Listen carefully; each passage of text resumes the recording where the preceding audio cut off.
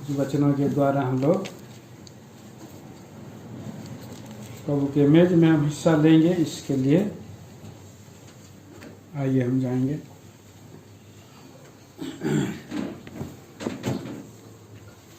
हम लोग पढ़ेंगे यूहन्ना सुसमाचार पहला अध्याय। यूहन्ना सुसमाचार पहला अध्याय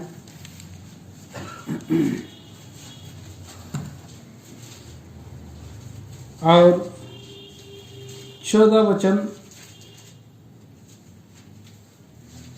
पढ़ेंगे। 14 वचन से 17 वचन तक पाठ पढ़ेंगे बारी बारी से। और वचन देहधारी हुआ और अनुग्रह और सच्चाई से परिपूर्ण होकर हमारे बीच में डेरा किया, और हमने उसकी ऐसी महिमा देखी जैसे पिता के एकलौते की महिमा।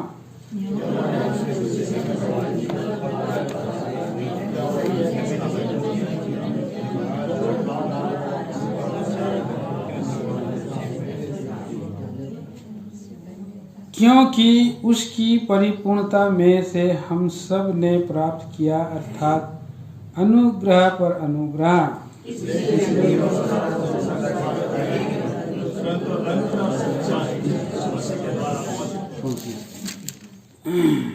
प्रार्थना करेंगे।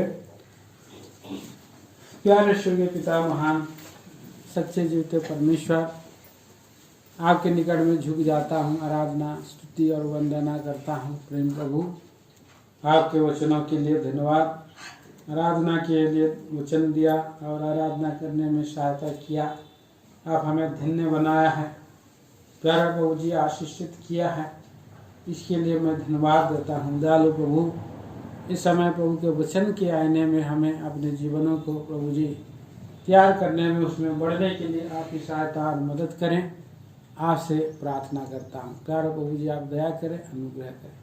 अयोग दास को प्रभु जी इस्तेमाल करें। मान प्रभु, मनुष्य के शब्द नहीं प्रभु, आपके आत्मा के अभिषेक में बनाए रखकर कि आप ही के द्वारा प्रभु आप हमें तैयार करें, वचन दे और सहायता करें। प्रभु यीशु क्रिस्त के नाम में मांगते हैं।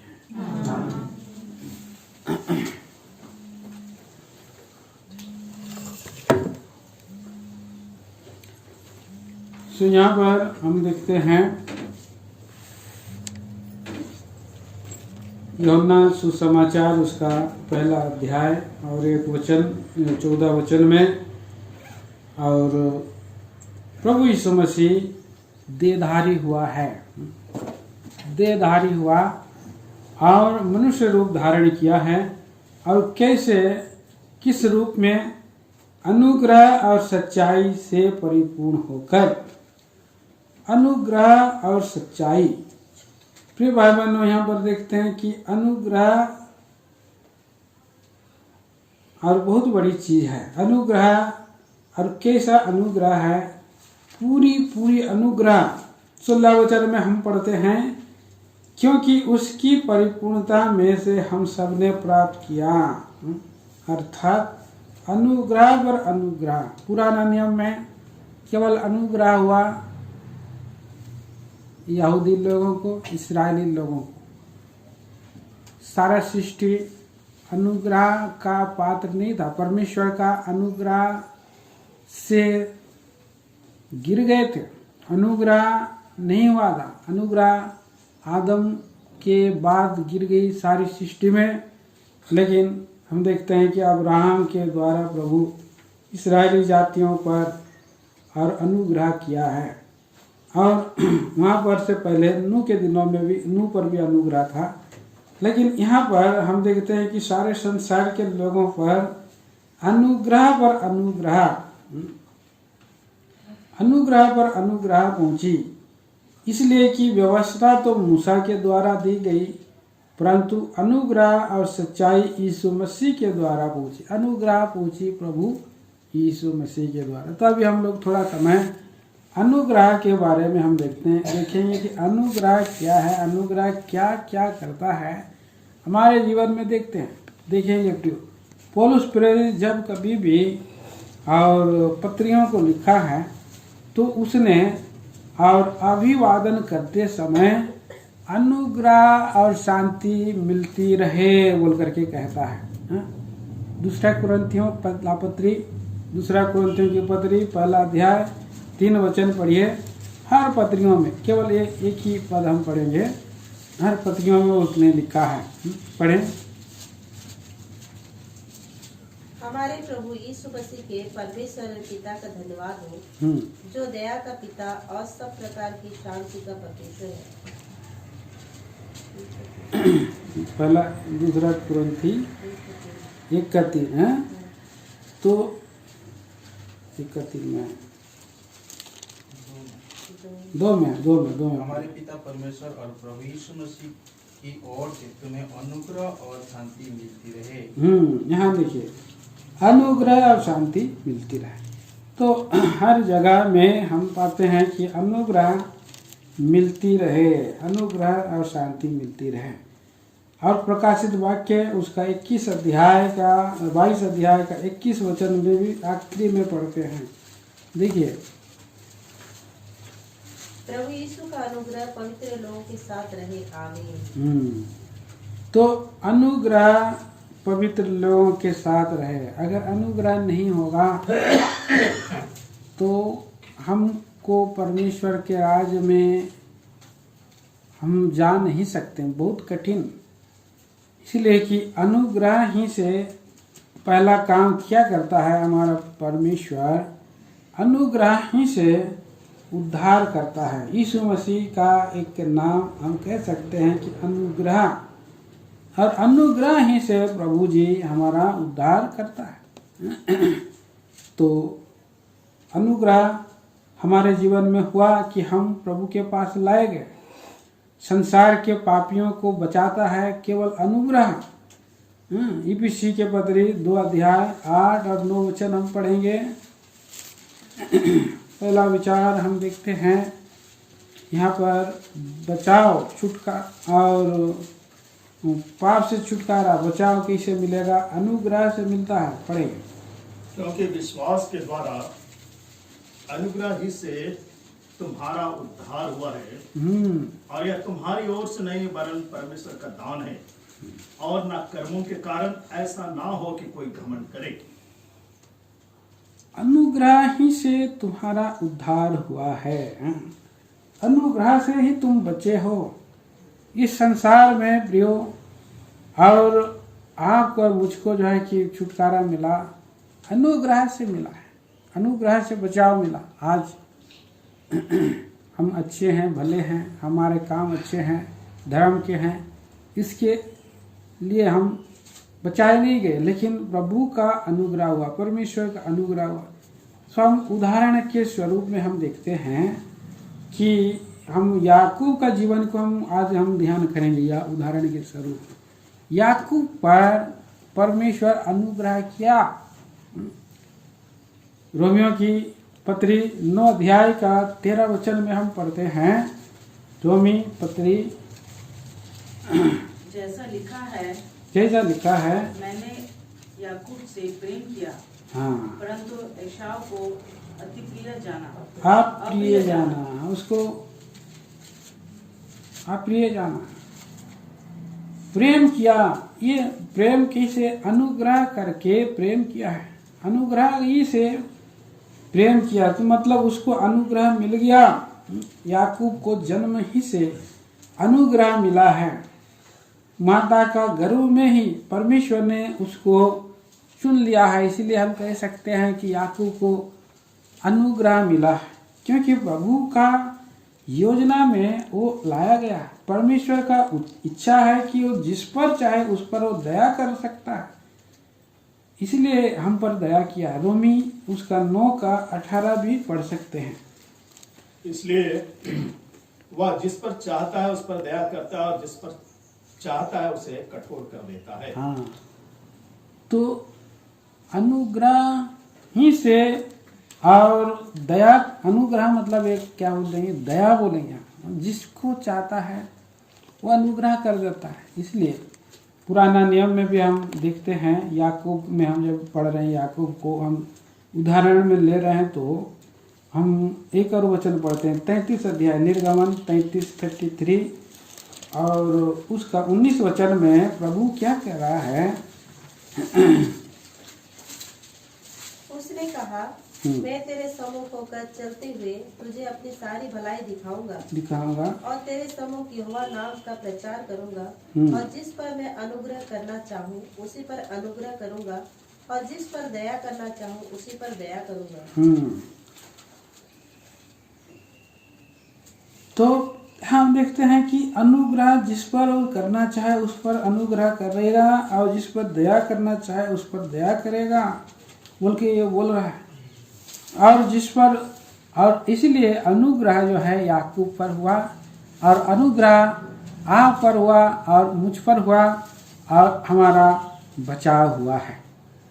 सारा संसार पाप में है लेकिन मुझ पर और आप पर अनुग्रह हुआ, याकूब पर अनुग्रह हुआ। आज हम पुराना नियम में हम जब आते हैं उत्पत्ति 6 अध्याय और उसका 6 अध्याय में उत्पत्ति 6 अध्याय का 8 वचन में पढ़ते हैं, वहाँ सारा संसार में किस पर अनुग्रह हुआ? नूह पर अनुग्रह हुआ। नूह के जीवन में अनुग्रह हुआ। ये सारा संसार पाप में भरा है लेकिन केवल वही और बचा। कैसे बचा? उसके धर्म के काम नहीं।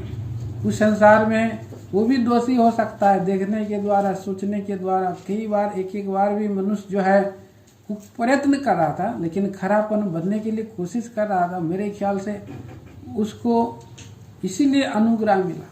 अपने जीवन को प्रभु के और भय में रखना चाहता था, सौंपना चाहता था। ऐसे बहाव में अपने आप को और प्रभु की ओर ले जाने के लिए सोच रहा था। इसे दृढ़ इस निश्चयता लिया मैं अशुद्ध ना हो बोल करके। लेकिन कहीं ना कहीं तो उसके जीवन में और कहीं ना कहीं तो पतन आया होगा। तो ऐसे समय में उसको अनुग्रह मिल गया। नूह को अनुग्रह मिल गया। आज प्रियो और याकूब को, मुझको और आपको भी ऐसे ही अनुग्रह मिल गया है। और यीशु मसीह अनुग्रह बन करके आने के द्वारा से मिला है। अगर यीशु मसीह नहीं आया रहता तो आप और मैं इस पृथ्वी पर हम लोग आशाहीन थे और ईश्वर रहित रहते। अभी भी हम यहाँ पर नहीं बैठ सकते थे। हम लोग कहाँ नहीं कहाँ हम पड़े रहते थे और कुछ ना कुछ करते रहते थे। विनाश के लिए हम लोग धन कमाई करते रहते थे। पाप की मजदूरी तो मृत्यु कमाई कर रहे थे। ऐसे ही हम लोग मृत्यु कमाई करते रहते थे। लेकिन अनुग्रह हमारे जीवन में हुआ। अब जब अनुग्रह करता है तो प्रभु उस पर भलाई भी करता है।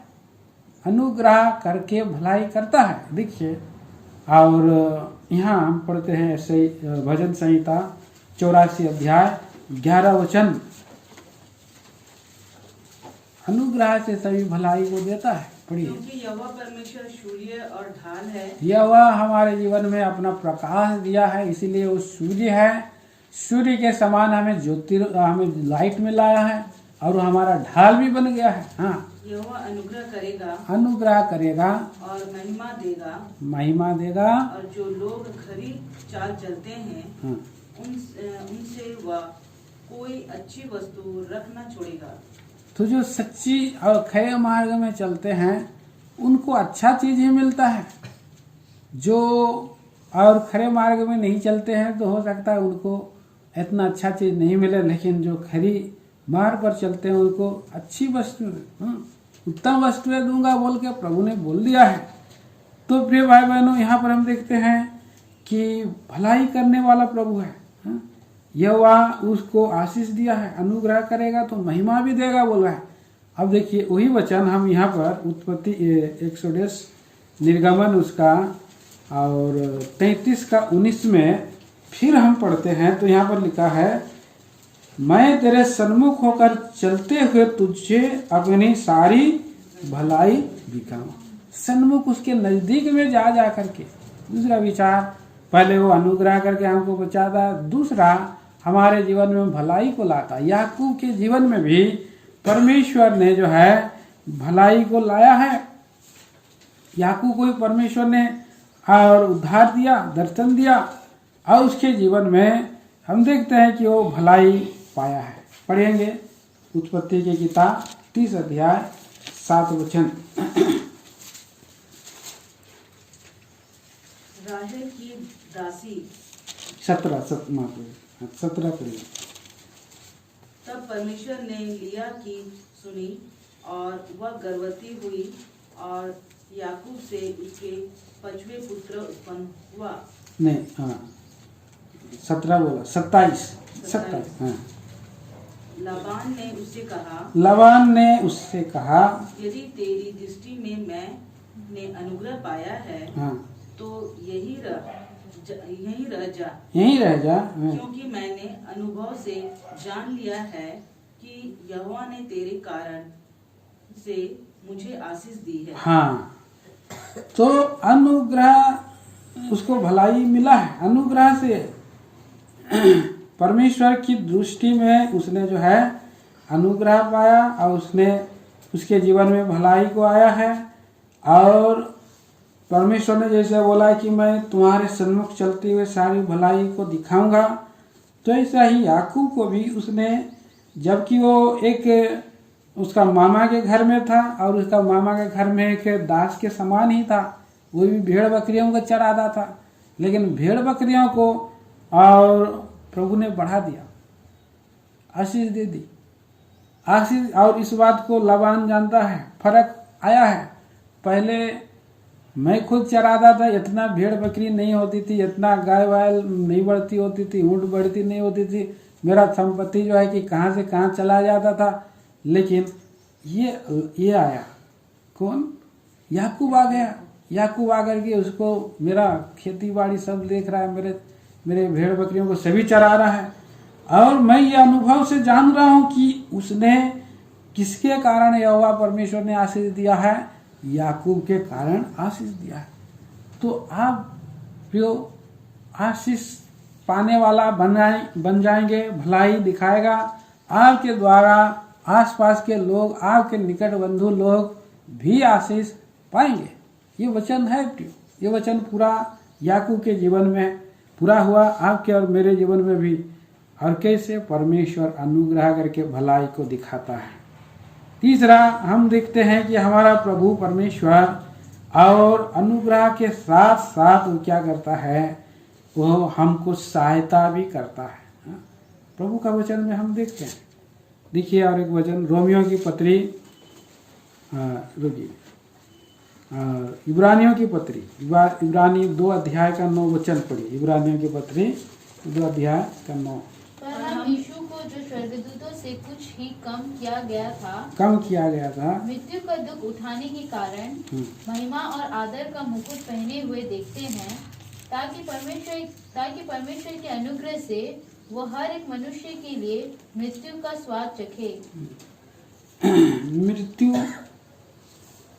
कैसा होता है कोई नहीं जानता है, लेकिन यहाँ पर हमारी सहायता करने के लिए प्रभु यीशु मसीह हमारी सहायता किया, वो मृत्यु का दुख और सह लिया, दुख हमें दे दिया और वो हमें जो है कि बचा। यही बात को फिर इब्रानी के पत्री उसका 4 अध्याय का 16 में भी हम पढ़ते हैं। इब्रानियों की पत्री 4 का 16, इसलिए आओ हम अनुग्रह के सिंहासन के निकट हिवाव बांध कर चले कि हम पर दया हो और वह अनुग्रह पाए जो आवश्यकता के समय हमारी सहायता करे। हाँ, तो अनुग्रह हमें मिलना, और जब प्रभु एक बार उद्धार देता है तो भलाई दिखाता है। और तीसरा हम देखते हैं कि वो हमारी सहायता करता है, दुख उठा करके हमें मृत्यु का स्वाद हम चखते थे, लेकिन वो मृत्यु से हमें जो कि बचाया। अनुग्रह के सिंहासन में के निकट में जब आते हैं तो कभी भी कहीं भी वो हमारी सहायता करता है। वो सहायता करने में सामर्थ्य प्रभु है। और इसी रीति से याकूब के जीवन में भी वो जब दुख आया, कष्ट आया और भलाई तो पाया, लेकिन मामा लाबान का चेहरा उतर गया था। क्योंकि अब ऐसे डिवाइड किया, आधा हिस्सा ये वाला हिस्सा और लाबान लेगा और ये वाला हिस्सा और मुझे मिलेगा बोलकर वो लोग डिवाइड किया था, ठीक है। लेकिन वहाँ पर हम देखते हैं कि उसने थोड़ा गलत काम भी कर रहा था, थोड़ा मिक्स काम भी कर रहा था। लेकिन प्रभु जी उसको, और ऐसे समय में जो गलत काम करते हैं तो आदमी कठिनाई में फंसते हैं, परेशानी में फंसते हैं। लेकिन प्रभु वही कठिनाई और गलत परिस्थिति में जाने के साथ में भी हमको हमारा दोष को दिखाता भी है, और उसी समय हमारी वो प्रभु जी जो है कि क्या करता है, सहायता भी कर सकता है, सहायता भी करता है, बचाता है। संकट के दिन तू मुझे पुकार, मैं तेरी सुनूंगा, हाँ तू प्रार्थना कर, मैं सुनूंगा बोला। और प्रभु उसको बुद्धि भी देता है। उत्पत्ति के 31 अध्याय 3 वचन पढ़िए, याकूब का प्रभु जो है कि सहायता किया, बुद्धि दिया उसको। यहोवा ने याकूब से कहा, अपने पितरों के देश और अपनी जन्मभूमि को लौट जा, हाँ, और मैं तेरे संग रहूंगा। हाँ, मैं तेरे संग रहूंगा। उसको प्रभु और सहायता कर, उसको बचा रहा है। याकूब ने गलत काम किया था, छीन लिया बोल करके, थोड़ा बहुत उसने हेर फेर किया था। आप पढ़ेंगे तो वहाँ पर 30 अध्याय में और आखिरी में उसने चित्ती वाली, चितकबरी वाली, ये विषय में उसने जो है छड़ी एक टू निकाल करके उसने किया था, गड़बड़ किया था। और उसके लिए वो हेर फेर किया था, तो उसने परमेश्वर के पास गया, तो परमेश्वर ने उस पर अनुग्रह करके उसकी सहायता किया। हमारा प्रभु यीशु मसीह भी ऐसे याकूब के जैसे वो हम रहते हैं, तो कई बार हमारा प्रभु हमको जो है कि दोष दिखा करके बोलता है कि नहीं, मैं तुम्हारे लिए मार ही निकालूंगा, मैं तुम्हारे लिए सहायता करूंगा, और वो सहायता करता है। प्रभु हम जो उदार देखें कि हमारा प्रभु और सहायता करता है, सहायता करके हमें संभाल लेता है, रक्षा रखवाली करता है। कितना अद्भुत हमारा प्रेमी प्रभु है, और हमारा बचाने वाला प्रभु है, हमारी सहायता करने वाला प्रभु है। वो हमारे बदले में दुख उठा चुका है अनुग्रह के सिंहासन के लिए। इसीलिए हमें जाना चाहिए, हमें प्रार्थना करना चाहिए, आइए हम अनुग्रह के सिंहासन के निकट में। हाँ, प्रभु तो निष्पाप है, लेकिन हम पापी हैं। देखिए ईपीसी इब्रानियों की पत्री पढ़िए, उसका 15 और 16 भी फिर से 4 का। इसलिए आओ हम अनुग्रह के सिंहासन के निकट 15 और 16। क्योंकि हमारा ऐसा महायाजक नहीं जो हमारी निर्बलताओं में हमारे साथ दुखी ना हो सके, निर्बलताओं में हमारे साथ दुखी ना हो सके, वरन वो सब बातों में हमारे समान परखा तो गया तो भी निष्पाप निकला। हाँ, हमारे समान परखा गया, हम पापी निकले, लेकिन वो निष्पाप निकल गया है परख परीक्षा में। इसीलिए हमारा प्रभु को हमारे लिए, हमारे निर्बलताओं में वो दुखी होता है। चलो बेटा, आपको मैं क्षमा कर देता हूँ, आपको सही लाइन में आपको चलना है आगे, और आप बुद्धि भी देता है, वहाँ से निकल जाओ बोल करके उसको प्रभु ने और सहायता किया। उनको प्रभु ने बोला कि अपने देश में चलो, यहाँ पर क्या काम है, तुम संसार में क्यों घूम रहा है बोल करके वहाँ अपने लोगों में चले जाओ बोल करके उसने, प्रभु ने उसकी सहायता किया है, उसको बुद्धि दिया है। प्रिय भाई बहनों, कितना सुंदर बात है। हमारा प्रभु जी ऐसा महान प्रभु है जो हमको अगुवाई करता है और सहायता करता है। आखिरी नेक्स्ट विचार हम देखते हैं, हमारा प्रभु क्या करता है। हमारा जीवन को बदलने वाला प्रभु है, जीवन को बदल देता है, अनुग्रह से बदलता है जीवन में। हम अपने आप में नहीं बदल सकते, हमारे अपनी शक्ति से, सेल्फ और स्वयं की इच्छा शक्ति से, स्वयं की हमारे बल से, ताकत से ये पापी जीवन जो है नहीं बदल सकता है। पौलुस कहता है कि मुझ में ऐसी कोई भली वस्तु वास नहीं करती है। मैं कोशिश करता हूँ कि मैं बदल जाऊँ, मेरी पाप ना करूँ, मेरे अंदर में सब पाप जो है बसा हुआ है। अब मैं चाहता हूँ कि भलाई काम करूँ, लेकिन क्या होता है, मैं भलाई करने का कोशिश करता हूँ, लेकिन बुराई उत्पन्न होते जाता है। प्रियो, तो आपको और मुझको जो है कि प्रभु ही बदल सकता है। प्रभु ही बदल सकता है। याकूब के अंदर में भी याकूबपन था, याकूबपन की अवस्था में वो और चला आ रहा था वापस। उसके पास एक अड़ंगा मार का स्वभाव था और इसीलिए और उसके जीवन में भी ऐसे कष्ट आई थी, परिस्थिति आई थी।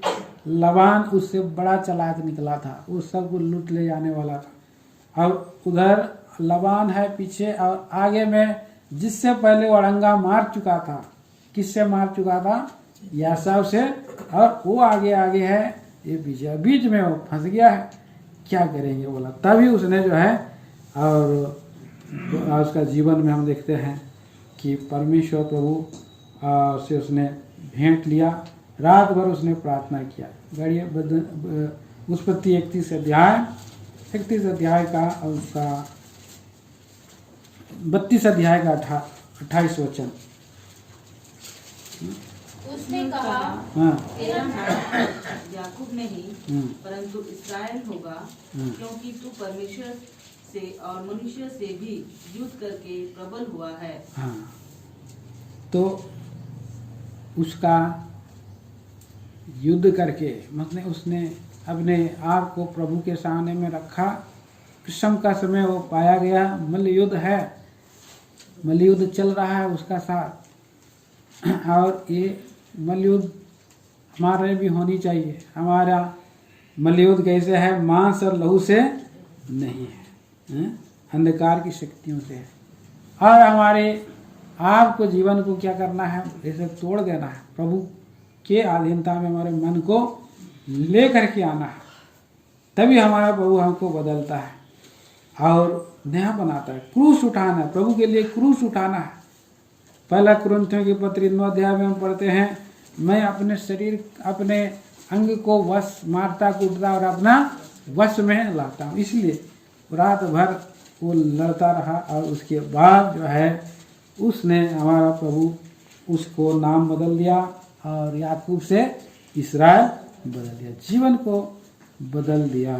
जीवन बदलने के बाद भी कई बार प्रभु पुराना जीवन कई बार आ जाता है। याकूब का भी पुराना जीवन कई बार और प्रवेश किया था, लेकिन प्रभु उसको अनुग्रह से लेकर के चल रहा है, अनुग्रह दे रहा है। वहाँ से उसने जो है कि उसका नाम चेंज हुआ और अनुग्रह से एक करता है, मेल मिलाप कराता है भाइयों के साथ। फिर से अनुग्रह, हमारा परमेश्वर अनुग्रह करके जैसे याकूब को अनुग्रह किया और मेल मिलाप करा दिया उसका भाई के साथ। और क्या किया है याकूब? देखिए हम पढ़ते हैं उत्पत्ति की किताब, और उसने जो है कि भेंट दिया। 33 अध्याय में हम पढ़ते हैं, और आगे भेंट को भेजा। अब जब याकूब उस भेंट को देखा ऐसा, तो क्या बोल रहा है? 33 का 8 वचन पढ़ेंगे। तब उसने पूछा, हाँ, तेरा यह बड़ा दल जो मुझको मिला उसका क्या प्रयोजन है? हाँ, उसने कहा, याकूब ने कहा, हाँ, यह कि मेरे प्रभु की अनुग्रह की दृष्टि मुझ पर हो। हाँ, याकूब कहता है कि मेरे प्रभु की अनुग्रह की दृष्टि मुझ पर हो, अनुग्रह मुझ पर मिले और आपका अनुग्रह मिले। बड़ा भाई है इसलिए अनुग्रह किए बोलता है, अनुग्रह मिले मुझको। तो जब आप परमेश्वर का भय में चलेंगे तो आप अपने आप को दीन कर सकते हैं। जब आप अपने आप को दीन करेंगे तो परमेश्वर का और मनुष्यों का दोनों का अनुग्रह आपको मिलेगा। नीति वचन में हम पढ़ते हैं, परमेश्वर और मनुष्य का अनुग्रह और दोनों जरूरत है। और उसने जो है कि सामुएल के जीवन में भी हम इस बात को हम देखते हैं कि वो परमेश्वर के घर में रहता था और वो परमेश्वर और मनुष्य का अनुग्रह में बढ़ता था। प्रभु यीशु मसीह भी परमेश्वर और मनुष्य के अनुग्रह में डील डोल में बढ़ते गया। और जब परमेश्वर का अनुग्रह होता है, नीति वचन में हम पढ़ते हैं, तो शत्रु सब भी क्या बन जाते हैं? मित्र बन जाते हैं। और वो नहीं ले रहा था। 10 वचन में उसने भेंट जबरदस्ती किया। देखिए उत्पत्ति 33 अध्याय 10 वचन पढ़ेंगे। याकूब ने कहा, नहीं नहीं, यदि तेरा अनुग्रह मुझ पर हो तो मेरी भेंट ग्रहण कर, क्योंकि मैंने तेरा दर्शन पाकर मानो परमेश्वर का दर्शन पाया है। अब तो मुझसे प्रसन्न हुआ है। हाँ, तब उसने ग्रहण किया। 11 भी पढ़ेंगे। इसलिए यह भेंट जो तुझे भेजी गई है ग्रहण कर, क्योंकि परमेश्वर ने मुझ पर अनुग्रह किया है। हाँ। और मेरे पास बहुत है। हाँ। जब उसने उससे बहुत आग्रह किया तब उसने भेंट को ग्रहण किया। तो बहुत आग्रह किया। आग्रह करने से हमारा प्रभु को ऐसे ही ऊपर अगर हम लोग दे देंगे तो क्या होगा? अनुग्रह नहीं मिल सकता है। इसमें प्रभु में जुड़े रहना चाहिए। प्रभु में हमारा जीवन आग्रह से हमें जो है कि भेंट प्रभु को चढ़ाना है। पूरे हृदय के साथ प्रभु के पास जाना है। खाली ऊपर हम ले लो बोलने से नहीं बोल रहा था यहाँ पर। ये सब ले लो बोल करके अगर रख लेता तो नहीं, लेकिन उसने उसका मन को जीत लिया, आग्रह करके जीत लिया। हमारा प्रभु का भी अनुग्रह में हमें बढ़ने के लिए ये जरूरत है कि प्रभु में हमें और गहराई में जाना है। प्रभु के गहराई में जा करके समर्पित होने की आवश्यकता है। प्रिय भाई बहनों, ऐसा और प्रभु का अनुग्रह हम पा सकते हैं। परमेश्वर और मनुष्यों के बीच में भी हमारा जीवन और हो सकता है, और हमारा जीवन में कई बार और पाप भी आ सकता है। तो ऐसे समय में आप क्या करना है? मन फिराना है। मन फिराने के विषय में भी मनुष्य यहाँ पर उसने मन फिरा लिया था। याकूब ने पूरी रीति से मन फिराया। अनुग्रह से आप मन फिरा सकते हैं, क्योंकि हमारा प्रभु अनुग्रह नहीं करेगा तो आप मन नहीं फिरा सकते।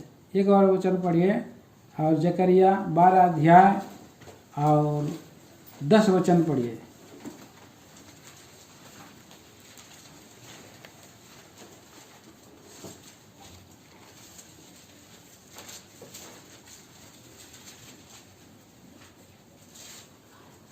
दाऊद के घराने और यरूशलेम के निवासियों पर अपना अनुग्रह करने वाली और प्रार्थना सिखाने वाली आत्मा उड़ेलूंगा। तब वे मुझे ताकेंगे, अर्थात जिसे उन्होंने बेधा है, और उसके लिए ऐसे रोएंगे जैसे एक लौते पुत्र के लिए रोने पीटते हैं, और ऐसा भारी शोक करेंगे जैसा पहलौठे के लिए करते हैं। तो अनुग्रह करने वाली आत्मा और अनुग्रह करने वाली आत्मा में पश्चाताप के साथ आने के द्वारा मन फिराव होता है।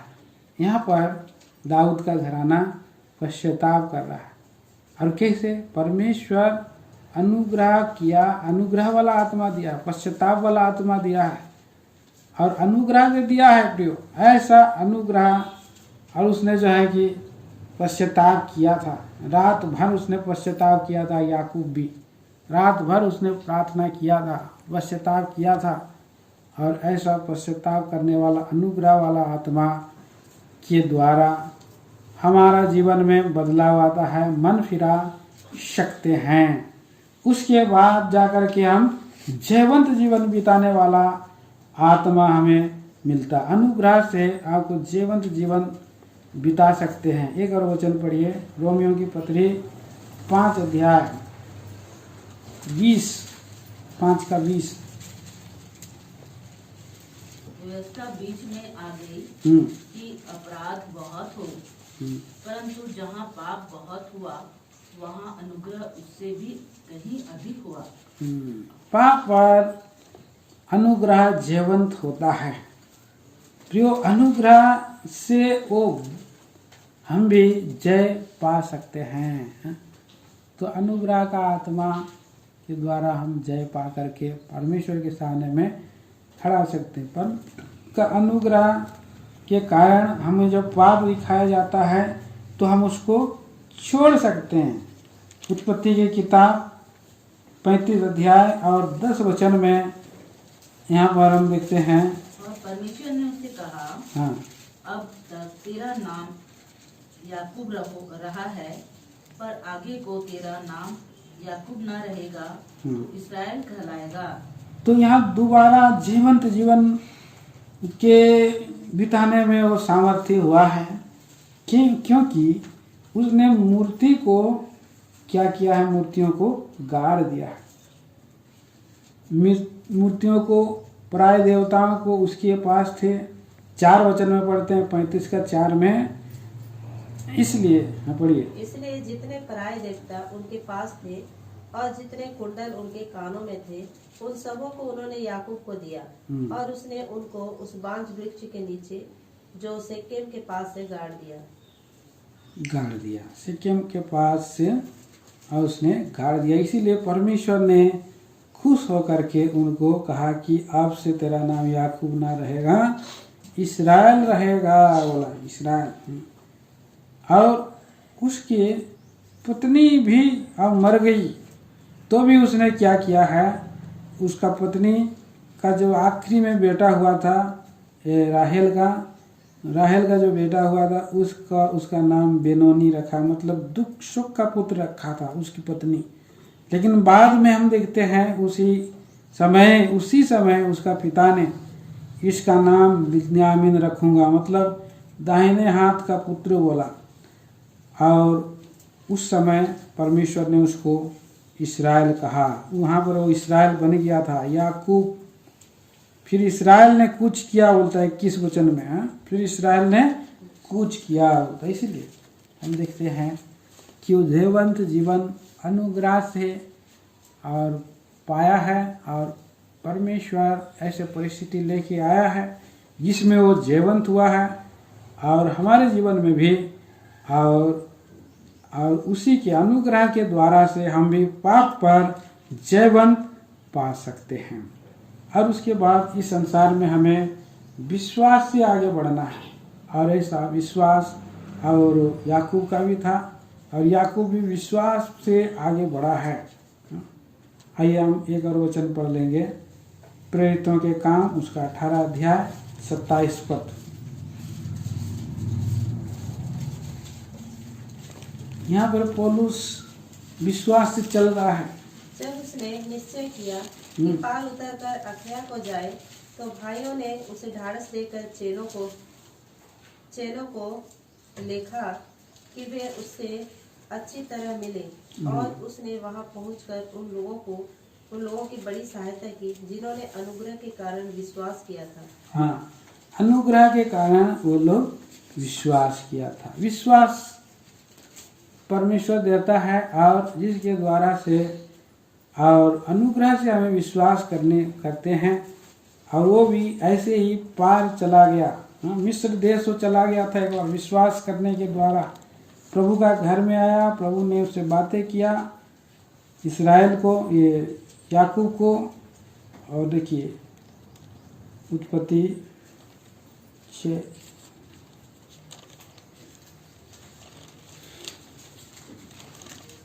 की किताब उसका 46 अध्याय, और प्रभु का घर में हो गया। 1 वचन और 2 वचन हम पढ़ते हैं। तब इस्राएल अपना सब कुछ लेकर बेरशेबा को गया और वहां अपने पिता इसहाक के परमेश्वर को बलिदान चढ़ाया। तब परमेश्वर ने इस्राएल से रात को दर्शन में कहा, हे याकूब। उसने कहा, क्या आ गया? तो 3 वचन भी।